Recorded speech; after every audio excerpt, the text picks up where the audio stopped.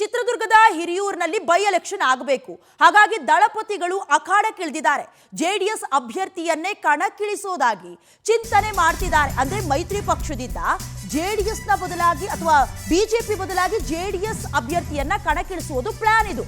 D Sudhakar ನಿಧನದಿಂದ ವಿಧಾನಸಭಾ ಕ್ಷೇತ್ರ ತೆರವಾಗಿದೆ. ಬೈ ಎಲೆಕ್ಷನ್ ನಲ್ಲಿ ಗೆದ್ದು ಸಾಮರ್ಥ್ಯ ತೋರಿಸೋದಕ್ಕೆ ಎಚ್ಡಿಕೆ ಸಜ್ಜಾಗ್ತಿದ್ದಾರೆ.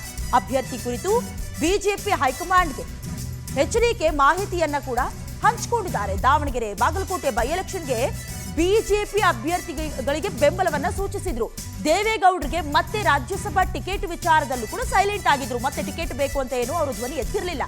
ಆಗ್ನೇಯ ಪದವೀಧರ ಟಿಕೆಟ್ ಕೂಡ ಜೆಡಿಎಸ್ಗೆ ಮಿಸ್ ಆಗಿತ್ತು. ಈಗ ಪ್ರಬಲವಾಗಿ ಹಿರಿಯೂರು ಟಿಕೆಟ್ಗಾಗಿ ಜೆಡಿಎಸ್ ಬೇಡಿಕೆ ಇಡೋದಕ್ಕೂ ಮುಂದಾಗ್ತಿದೆ.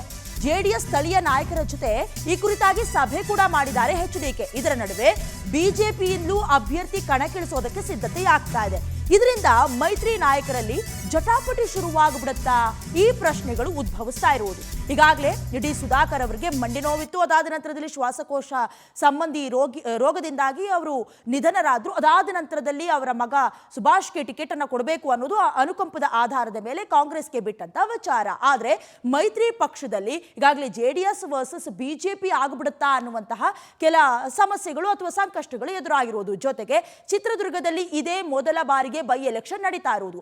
ಈ ಹಿಂದೆ ಕೂಡ ಬಾಗಲಕೋಟೆ ಹಾಗೆ ದಾವಣಗೆರೆಯಲ್ಲಿ ನಡೆದಂತಹ ಬೈ ಎಲೆಕ್ಷನ್ ನಲ್ಲಿ ಹೀನಾಮಾನವಾಗಿ ಬಿಜೆಪಿ ಅಭ್ಯರ್ಥಿ ಸೋಲನ್ನಪ್ಪಿರೋದು ಕೂಡ ಈ ಎಲೆಕ್ಷನ್ಗೆ ಎಫೆಕ್ಟ್ ಆಗಬಾರದು ಅಂತ ಮುಂದೆ ನಡೆಯುವಂತಹ 2028 ಜೊತೆಗೆ 2029 ಲೋಕಸಭಾ ಎಲೆಕ್ಷನ್ಗೂ ಕೂಡ ನಡೆಯುವಂತಹ ಬೈ ಎಲೆಕ್ಷನ್ ಆಗಿರಬಹುದು, ಸ್ಥಳೀಯ ಸಂಸ್ಥೆಗಳ ಎಲೆಕ್ಷನ್ಗಳು ಕೂಡ ಪ್ರಭಾವವನ್ನ ಬೀರ್ತವೆ. ಸ್ವತಃ ಈ ಹಿಂದೆ ಕೂಡ ಎಚ್.ಡಿ. ಕುಮಾರಸ್ವಾಮಿ ಅವರು ನಾನು ಸ್ಪರ್ಧೆ ಮಾಡ್ತಿಲ್ಲ ಅನ್ನೋದಾಗಿ ಕ್ಲಾರಿಟಿ ಕೊಟ್ಟಿದ್ರು. ಆದ್ರೆ ನಮ್ಮ ಪಕ್ಷದ ಪರವಾಗಿ ಒಬ್ಬ ಅಭ್ಯರ್ಥಿ ನಿಲ್ಲುತ್ತಾರೆ ಅನ್ನೋದಾಗಿ ಕೂಡ ಸ್ಪಷ್ಟನೆ ನೀಡುವ ಕೆಲಸವನ್ನ ಮಾಡಿದ್ದಾರೆ. ಇನ್ನು ಇದೇ ವಿಚಾರಕ್ಕೆ ಸಂಬಂಧಪಟ್ಟ ಹಾಗೆ ಹೆಚ್ಚಿನ ಡೀಟೇಲ್ಸ್ ಅನ್ನ ಲೈವ್ನ ಮೂಲಕ ಕೊಡ್ತಾರೆ ನಮ್ಮ ಪ್ರತಿನಿಧಿ ರೂಪೇಶ್. ಹಿರಿಯೂರು ಬೈ ಎಲೆಕ್ಷನ್ ಪ್ರತಿಷ್ಠೆಯ ಕಣವಾಗಿ ಮತ್ತೊಮ್ಮೆ ಮಾರ್ಪಾಡ್ತಿದೆ. ಸಂಬಂಧಪಟ್ಟ ಹಾಗೆ ಮೈತ್ರಿ ನಾಯಕರಲ್ಲಿ ಮತ್ತೊಮ್ಮೆ ಏನಾದ್ರೂ ಅಸಮಾಧಾನ, ಬೇಸರ ಮೂಡ್ಬಿಡುತ್ತಾ ಅಂತ ಎಚ್.ಡಿ. ಕುಮಾರಸ್ವಾಮಿ ಅವರು ಇದಕ್ಕೆ ಸಂಬಂಧಪಟ್ಟ ಹಾಗೆ ಯಾವ ಅಭ್ಯರ್ಥಿಯನ್ನ ಫೈನಲ್ ಮಾಡಬಹುದು? ಡಯಾನ, ಇಲ್ಲಿಗ ಹಿರಿಯೂರು ಉಪಚುನಾವಣೆ ದೊಡ್ಡ ಮಟ್ಟಕ್ಕೆ ಸದ್ದನ್ನು ಮಾಡ್ತಾ ಇದೆ. ಯಾಕಂದ್ರೆ ಕೆಲವೇ ದಿನಗಳಲ್ಲಿ ಈ ಒಂದು ಉಪಚುನಾವಣೆ ಘೋಷಣೆ ಆಗಬಹುದು. ಯಾಕಂತ ಹೇಳಿದ್ರೆ ಒಂದು ಉಪಚುನಾವಣೆ ಆಗ್ಲಿಕ್ಕೆ 6 ತಿಂಗಳವರೆಗೂ ಕಾಲಾವಕಾಶ ಇರುತ್ತೆ. ಅದ್ರ ಒಳಗಡೆ ಚುನಾವಣೆ ಮಾಡಬೇಕಾಗುತ್ತೆ. ಇದೀಗ ಹಿರಿಯೂರು ಬೈ ಎಲೆಕ್ಷನ್ ಬಂದ್ರೆ ಯಾರ ಅಭ್ಯರ್ಥಿ ಆಗ್ಬಹುದು, ಯಾರಿಗೆ ಟಿಕೆಟ್ ಸಿಗ್ಬಹುದು ಅನ್ನೋ ಲೆಕ್ಕಾಚಾರ ಆಗುತ್ತೆ. ಯಾಕಂತ ಹೇಳಿದ್ರೆ ಕಾಂಗ್ರೆಸ್ನಲ್ಲಿ ಈಗ ಸುಧಾಕರ್ ಕುಟುಂಬಕ್ಕೆ ಟಿಕೆಟ್ ಸಿಗಬಹುದು, ಆದ್ರೆ ಬಿಜೆಪಿ ಜೆಡಿಎಸ್ ಯಾರು ಟಿಕೆಟ್ ಪಡ್ಕೊಳ್ತಾರೆ ಅನ್ನೋ ಲೆಕ್ಕಾಚಾರಗಳಾಗ್ತಾ ಇದೆ.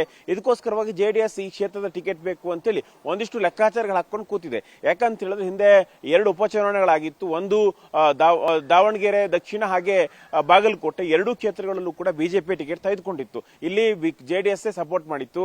ಅದಾದ ಬಳಿಕ ರಾಜ್ಯಸಭೆಯಲ್ಲೂ ಕೂಡ ದೇವೇಗೌಡರಿಗೆ ಟಿಕೆಟ್ ಕೇಳಿರಲಿಲ್ಲ.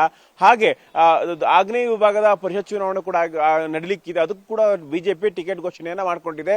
ಇಲ್ಲಿ ಜೆಡಿಎಸ್ಗೆ ಬಿಟ್ಟು ಕೊಟ್ಟಿರಲಿಲ್ಲ. ಹೀಗಾಗಿ ಇಲ್ಲಿ ಈ ಬಾರಿ ಆದ್ರೂ ಕೂಡ ಜೆಡಿಎಸ್ ತಮಗೆ ಟಿಕೆಟ್ ಬೇಕು ಅಂತೇಳಿ ಪಟ್ಟು ಹಿಡಿದು ಕೂತ್ಕೊಳ್ತಾ ಇದೆ. ಯಾಕಂತ ಹೇಳಿದ್ರೆ ಹಿರಿಯೂರಲ್ಲಿ ಒಂದು ಕಡೆ ಒಕ್ಕಲಿಗರಿದ್ದಾರೆ, ಮತ್ತೊಂದು ಕಡೆ ಕಾಡುಗೊಲ್ಲರಿದ್ದಾರೆ. ಒಕ್ಕಲಿಗರು ಜೆಡಿಎಸ್ ಸಪೋರ್ಟ್ ಮಾಡ್ತಾರೆ. ಅದೇ ರೀತಿಯಾಗಿ ಇಲ್ಲಿ ಕಾಡುಗೊಲ್ಲರನ್ನ ಎಸ್ಟಿಗೆ ಸೇರಿಸಲಿಕ್ಕೆ ದೇವೇಗೌಡರು ಸಾಕಷ್ಟು ಪ್ರಯತ್ನವನ್ನು ಪಟ್ಟಿದ್ರು. ಹೀಗಾಗಿ ಅಲ್ಲಿ ಒಂದು ಲೆಕ್ಕಾಚಾರಗಳು ಹಾಕೊಂಡ್ರೆ ಜೆಡಿಎಸ್ಗೆ ಒಂದಿಷ್ಟು ಮತ ಬ್ಯಾಂಕ್ ಇದೆ. ಕಳೆದ ಚುನಾವಣೆ 40,000 ಮತಗಳನ್ನ ಜೆಡಿಎಸ್ ಪಡ್ಕೊಂಡಿದೆ. ಹೀಗಾಗಿ ಎಲ್ಲ ಲೆಕ್ಕಾಚಾರ ಹಾಕೊಂಡು ಬಿಜೆಪಿಯು ಕೂಡ ಸಪೋರ್ಟ್ ಮಾಡಿದ್ದೌದಾದ್ರೆ ಜೆಡಿಎಸ್ ತಮ್ಮ ಅಭ್ಯರ್ಥಿಯನ್ನು ಗೆಲ್ಲಿಸಿಕೊಳ್ಬಹುದು ಅನ್ನೋ ಲೆಕ್ಕಾಚಾರಗಳನ್ನು ಹಾಕೊಂಡಿದೆ. ಇದಕ್ಕೋಸ್ಕರವಾಗಿ ಕುಮಾರಸ್ವಾಮಿ ಮನೆ ಸ್ಥಳೀಯ ನಾಯಕರ ಸಭೆ ಮಾಡ್ತಾ ನಾನು ಟಿಕೆಟ್ ತಗೊಂಡು ಬರ್ತೀನಿ, ನೀವು ಕೆಲಸ ಮಾಡಿ ಅಂತೇಳಿ ಭರವಸೆಗಳನ್ನು ಕೊಟ್ಟಿದ್ದಾರೆ. ಈ ಮೂಲಕವಾಗಿ ಸುರೇಶ್ ಬಾಬು ಅವರ ನೇತೃತ್ವದಲ್ಲಿ ಒಂದು ತಯಾರಿ ಅಂತೂ ಆಗ್ತಾ ಇದೆ. ಈ ಮೂಲಕವಾಗಿ ಜೆಡಿಎಸ್ ಆ ಕ್ಷೇತ್ರವನ್ನು ಗೆಲ್ಲಬೇಕು ಅಂತೇಳಿ ತಯಾರಿಯಲ್ಲಿ ಹೊರಟಿದೆ. ಆದ್ರೆ ಇಲ್ಲಿಗ ಪ್ರಶ್ನೆ ಏನಂತದ್ದು, ಕಳೆದ ಬಾರಿ ಒಂದು 70,000 ಓಟನ್ನ ಬಿಜೆಪಿ ತೆಗೆದುಕೊಂಡಿತ್ತು. ಅದೇ ರೀತಿಯಾಗಿ ಪ್ರಬಲ ಅಭ್ಯರ್ಥಿಯನ್ನು ಕೂಡ ಕಣಕ್ಕಿಳಿಸಿತ್ತು. ಈಗ ಆ ಬಿಜೆಪಿ ಎಷ್ಟೆಲ್ಲ ಓಟ್ ತೆಗೆದುಕೊಂಡಾಗ ಆ ಸೀಟನ್ನ ಜೆಡಿಎಸ್ಗೆ ಬಿಟ್ಕೊಳ್ತಾ ಅನ್ನೋ ಪ್ರಶ್ನೆಗಳಾಗ್ತಾ ಇದೆ. ಯಾಕಂದ್ರೆ ಹೈಕಮಾಂಡ್ ಮಟ್ಟದಲ್ಲಿ ಏನಾದರೂ ಲಾಬಿ ಮಾಡಿ ಕುಮಾರಸ್ವಾಮಿ ಟಿಕೆಟ್ ತಂದಿದ್ದ ಹೌದಾದ್ರೆ ಮತ್ತೆ ಪುನಃ ಮೈತ್ರಿಯಲ್ಲಿ ಬಿಕ್ಕಟ್ಟುಗಳು ಸೃಷ್ಟಿಯಾಗಬಹುದು. ಹಿಂದೆ ಪಾದಯಾತ್ರೆ ಮಾಡಿದಾಗ ನಮ್ಗೆ ಹೇಳಿಲ್ಲ ಅಂತೇಳಿ ಕುಮಾರಸ್ವಾಮಿ ಅವರು ಬಿಜೆಪಿ ಮೇಲೆ ಗರಂ ಆಗಿದ್ರು. ಇದೀಗ ಅದೇ ರೀತಿಯಾಗಿರ್ತಕ್ಕಂಥ ಬಿಕ್ಕಟ್ಟು ಸೃಷ್ಟಿಸಲಿಕ್ಕೆ ಈ ಒಂದು ಹಿರಿಯೂರು ಈ ಚುನಾವಣೆ ಹಿರಿಯೂರು ಉಪಚುನಾವಣೆ ಎಲ್ಲವೂ ಕೂಡ ವೇದಿಕೆ ಸೃಷ್ಟಿಯಾಗುತ್ತಾ ಅನ್ನೋದು ಒಂದು ಪ್ರಶ್ನೆ ಆಗ್ತಾ ಇದೆ. ಟಿಕೆಟ್ ಬಗ್ಗೆ ಒಂದಿಷ್ಟು ಅಭ್ಯರ್ಥಿಗಳನ್ನ ಗುರುತಿಸಿಕೊಂಡಿದ್ದಾರೆ, ಆದ್ರೆ ಇನ್ನೂ ಕೂಡ ಘೋಷಣೆ ಮಾಡುವ ಹಂತಕ್ಕೆ ಹೋಗಿಲ್ಲ. ಚುನಾವಣೆ ಘೋಷಣೆ ಆದ ತಕ್ಷಣವಾಗಿ ಟಿಕೆಟ್ ಯಾರಿಗೆ ಸಿಗುತ್ತೆ ಅನ್ನೋದ್ರ ಮೇಲೆ ಈಗ ಅಭ್ಯರ್ಥಿ ಡಿಸೈಡ್ ಆಗಲಿದೆ. ಡಯಾನಾ. ರೂಪೇಶ್, ಈಗ ಜೈನ ಮತದಾನದಿಂದ ಗೆದ್ದಿರೋದು ಡಿ ಸುಧಾಕರ್ ಅವರು, ಅಂದ್ರೆ ಅವರು ಜೈನರು, ಜೊತೆಗೆ ಸಮುದಾಯವಾರು ಕೂಡ ಕಡಿಮೆ ಇದೆ ಮತದಾನ. ಸೊ ಇದೆಷ್ಟು ಎಫೆಕ್ಟಿವ್ ಆಗಿರುತ್ತೆ ಒಕ್ಕಲಿಗ ಸಮುದಾಯದ ನಾಯಕರಿಗೆ ಅನ್ನೋದು? ನಿಜ. ಯಾಕಂತ ಹೇಳಿದ್ರೆ ಈಗ ಹಿರಿಯೂರಿನಲ್ಲಿ ಅಲ್ಪಸಂಖ್ಯಾತರು ಅಂತೇಳಿ ಹೇಳ್ಬಹುದು. ಆದರೆ ಜಾತಿ ಲೆಕ್ಕಾಚಾರದಕ್ಕಿಂತಲೂ ಹೆಚ್ಚು ಸುಧಾಕರ್ ಅವರು ಬೇರೆ ಬೇರೆ ಸಮುದಾಯವನ್ನು ಹಿಡಿತದಲ್ಲಿ ಇಟ್ಟುಕೊಂಡಿದ್ರು. ಹೀಗಾಗಿ ಅವರು ಚುನಾವಣೆ ಗೆದ್ರು. ಅದೇ ತಂತ್ರಗಾರಿಕೆಯನ್ನು ಈಗ ಕಾಂಗ್ರೆಸ್ ಬಳಸಲಿಕ್ಕೆ ಹೊರಟಿದೆ. ಆದ್ರೆ ಅದಕ್ಕೆ ಕೌಂಟರ್ ಕೊಡ್ಲಿಕ್ಕೆ, ಕೌಂಟರ್ ನರೇಷನ್ ಮಾಡ್ಲಿಕ್ಕೆ ಹೊರಟಿದೆ. ಯಾಕಂತ ಹೇಳಿದ್ರೆ ಈಗ ಒಂದು ಈ ತರ ಚುನಾವಣೆ ಆದಾಗ ಸಮರ್ಥ ನಾಯಕತ್ವ ಪ್ರಶ್ನೆ ಬರುತ್ತೆ. ಇಲ್ಲಿಗ ಕಾಂಗ್ರೆಸ್ ಅಲ್ಲಿ ಸಮರ್ಥ ನಾಯಕತ್ವ ಇದೆ ಅನ್ನುವಂತ ಪ್ರಶ್ನೆಗಳು ಬರುತ್ತೆ. ಬಿಜೆಪಿಯಲ್ಲೂ ಕೂಡ ದೊಡ್ಡ ಮಟ್ಟಕ್ಕೆ ನಾಯಕರು ಇಲ್ಲ ಅನ್ನುವಂತ ಚರ್ಚೆಗಳು ಶುರು ಆಗ್ತಾ ಇದೆ. ಇದಕ್ಕೋಸ್ಕರವಾಗಿ ಜೆಡಿಎಸ್ ಟಿಕೆಟ್ ಕೇಳ್ತಾ ಇದೆ.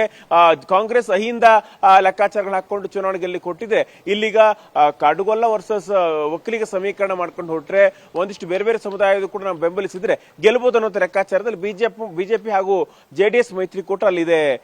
ಡಯಾನಾ. ಥ್ಯಾಂಕ್ ಯು ರೂಪೇಶ್, ನಿಮ್ಮೆಲ್ಲ ಡೀಟೇಲ್ಸ್ಗಾಗಿ.